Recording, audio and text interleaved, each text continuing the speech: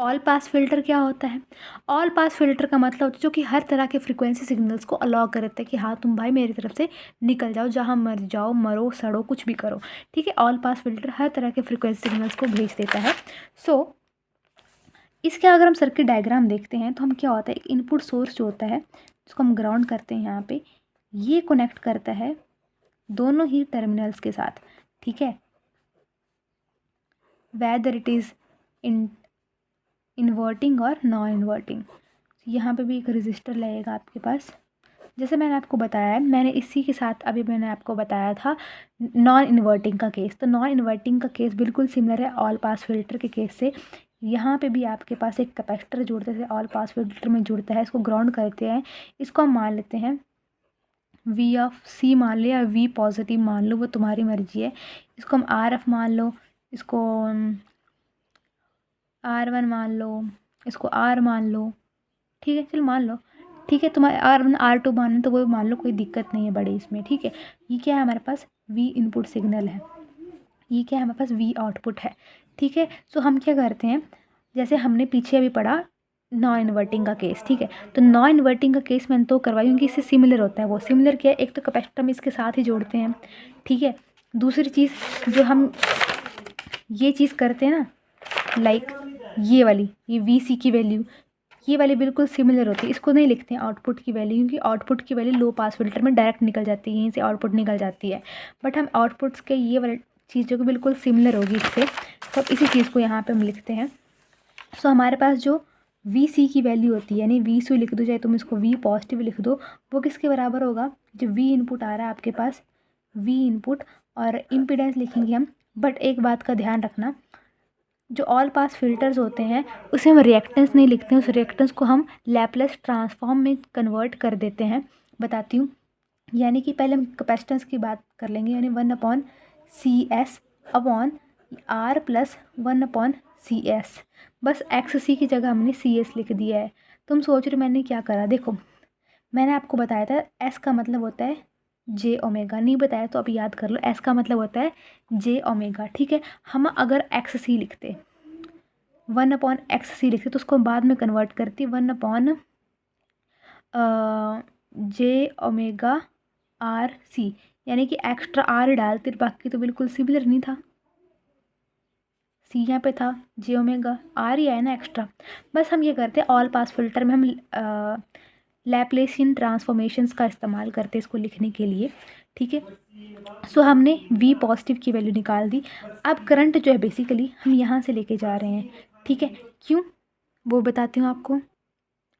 देखो हमने यहाँ पे V पॉजिटिव लगा दिया, बट हम ये ऑल पास फिल्टर में क्या कंसेप्ट लेते हैं, वर्चुअल ग्राउंड का कंसेप्ट लेते हैं। वर्चुअल ग्राउंड का मतलब होता है अगर आपके पास एक इनपुट टर्मिनल ज़ीरो है, दूसरा भी ज़ीरो ही होगा, बट ये इकट्ठे जुड़े हैं आपस में। और तो V पॉजिटिव की वैल्यू अगर ये आती है तो V नेगेटिव की वैल्यू आपके पास ये आएगी, V input 1/CS upon R plus 1/C(S). अगर देखो मैं नॉर्मली सॉल्व करूँ तो 1/1 प्लस RCS हमारे पास वैल्यू आ जाएगी, और साथ में मल्टीप्लिकेशन में V इनपुट। तो इसकी वैल्यू सेम है, इसकी वैल्यू सेम है, हमारे पास दोनों की वैल्यू सेम है। अब हम क्या करते हैं इस केस के अंदर, ये इनपुट सिग्नल तो ले लिया हमने, हम इसको R1 की साइड से देखना शुरू करेंगे। ठीक है, फीडबैक वाली साइड पे ध्यान देंगे हम। वही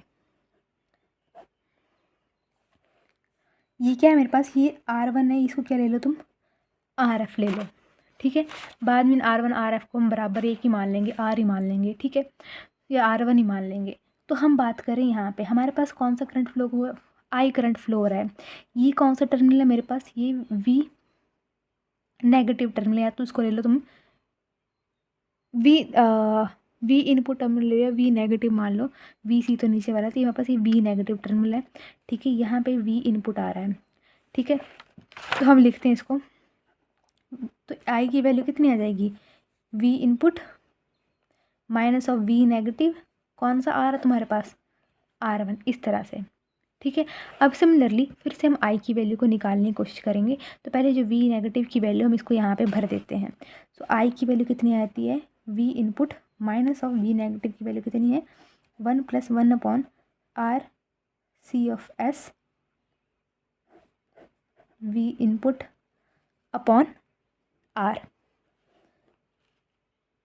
यहाँ पे मैंने R1 लिखा है, ठीक है, R1 ले लेते हैं, हम यहाँ पे R1 चूज़ करें तो R1 ले लेते हैं, ठीक है। हमने ये निकाल दिया। इसके बाद अगर मेरा करंट यहाँ से लेके यहाँ था, अब मेरा करंट यहाँ को मूव करना शुरू करेगा तो क्या आ जाएगा, यहाँ पे V negative minus of V output upon ये, ठीक है। सो आई की कितनी वैल्यू जाएगी, V negative minus of V output upon ये RF जो है, इस RF को तुम R1 ही मान लो, ठीक है।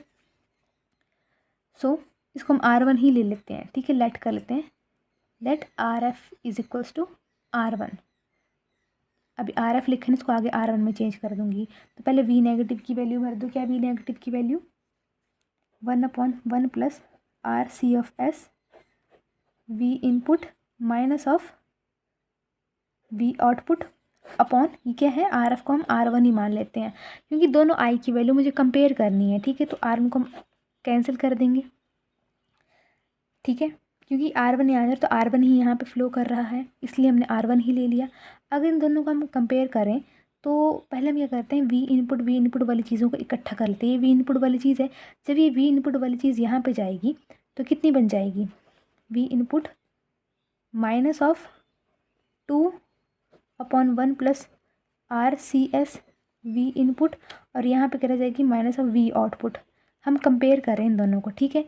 सो इसमें से अगर मैं V इनपुट कॉमन ले लेती हूँ तो V इनपुट कॉमन ले लिया मैंने, 1 minus 2/1 plus RC of S is equals to minus of V output, ठीक है। तो इसको मैं अगले पेज पे लिखती हूँ।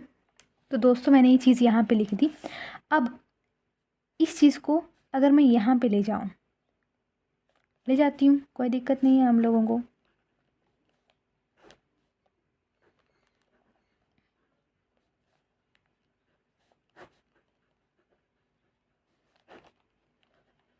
-2 है और 1 है तो कितना आ जाएगा, -1, यानी कि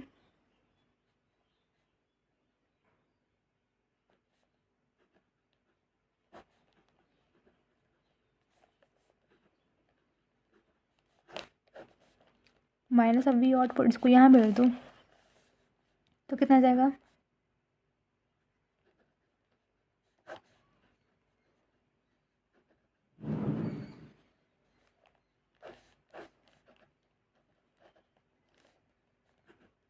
अब गेन निकल जाएगा।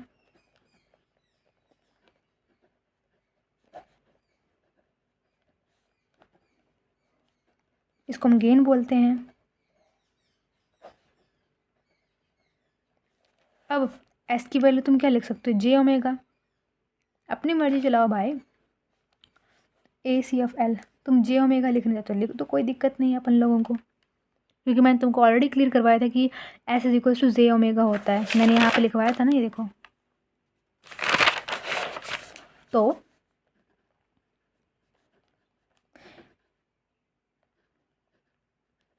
इस तरह से ये देखो J ओमेगा। अब omega is equals to RC होता है, हमें ये भी पता है। तो हम आगे जाके इसको चेंज भी कर सकते हैं बेसिकली, अगर हम इसका एंगल बनाने की कोशिश करें तो।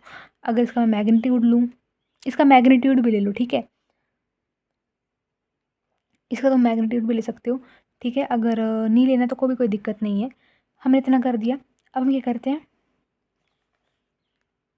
अगर तुमने इसको आगे चेंज नहीं करना, लाइक कि ऐसे नहीं करना, यानी कि ओमेगा अपॉन ओमेगा सी, ये सब चीज़ें नहीं बनानी तो कोई दिक्कत नहीं है, यहीं पे हमारा ख़त्म होता है। अगर मुझे निकालना है फेज़ एंगल, तो फेज़ एंगल कितना होता है लिखा दो यहाँ पे, माइनस ऑफ कितना आता है, माइनस ऑफ tan इनवर्स, यहाँ पे क्या है मेरे पास, ये जो RC ओमेगा, इस वाली चीज़ को, ये कॉम्प्लेक्स इमेजिनरी चीज़ है जिसको हम नहीं लिखेंगे, ठीक है, RC ओमेगा। और इसका भी हम ये लिखते हैं, किसी भी हमें अगर कॉम्प्लेक्स का हमने अगर एंगल निकालना हो तो उसका फार्मूला होता है minus of tan inverse of x। तो x हमारे पास C ओमेगा और R आ जाएगा, ठीक है। यानी कि किसी भी एंगल का अगर मुझे फेज़ एंगल निकालना है किसी भी चीज़ का मुझे, तो वो होता है फार्मूला उसका minus of tan inverse of x। हम इमेजिनरी नहीं लेंगे, ठीक है। यहाँ पे भी कितना आ जाएगा, tan इनवर्स ऑफ ये RC ऑफ ओमेगा, तो कितना आ जाएगा गेन हमारे पास, -2 tan inverse of R C of omega मेरे पास, ठीक है। तो अगर हमारे पास फ्रीक्वेंसी जो होती है ज़ीरो होती है, यानी कि इफ़, अब ओमेगा लिखा है ना यहाँ पे, अगर ओमेगा मेरे पास ज़ीरो है तो tan इनवर्स ऑफ ज़ीरो, तो मतलब एंगल कितना बन जाएगा आपके पास 0 डिग्री। अगर ओमेगा जो मेरे पास इन्फाइनाइट, tan इनवर्स ऑफ इस इन्फाइनाइट, तो हमारे पास एंगल कितना आ जाएगा -180 डिग्री। यहाँ पे अगर हम पुट करें इन सब चीज़ों को, तो ये होता है हमारे पास ऑल पास फिल्टर। और हमने आपको करवा दिया एक आपको इन्वर्टिंग यानी कि नॉन इन्वर्टिंग वाला low pass filter. This is all about. Thank you so much.